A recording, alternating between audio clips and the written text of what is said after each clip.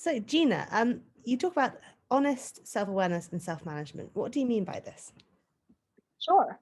So a really important component of building and leading an organization, a company, especially one that you really personalize, right? That really carries your brand and your vision, is that like first and foremost, you need to be able to build and manage yourself, right, and your own psychology. And so one of the major areas of my research and concepts that I've been developing along these lines is self-honesty. So that's kind of the idea of developing an honest self-awareness, a relationship with yourself where you're able to catch all the little ways that you might try to like make excuses, take shortcuts in your own mind.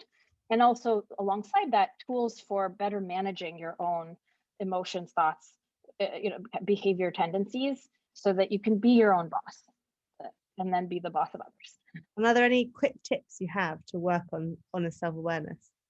Yeah, so I would say if you were to just to do one thing, I would keep what I call an honesty log.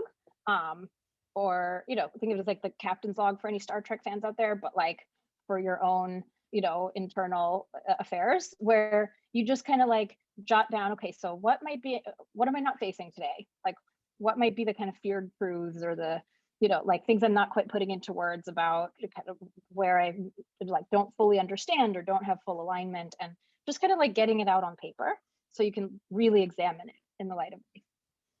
And how do you take actions on the things that you are logging in this journal?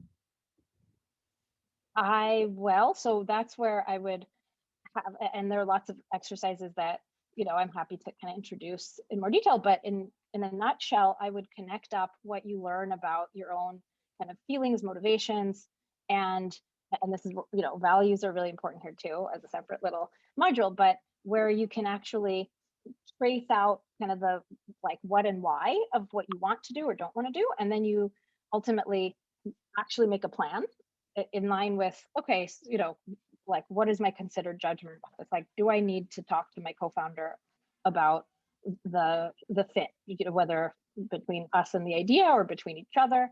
Do I need to seek some feedback, and really committing to it in light of what you've learned through journaling, even if you have a lot of emotional resistance to doing it.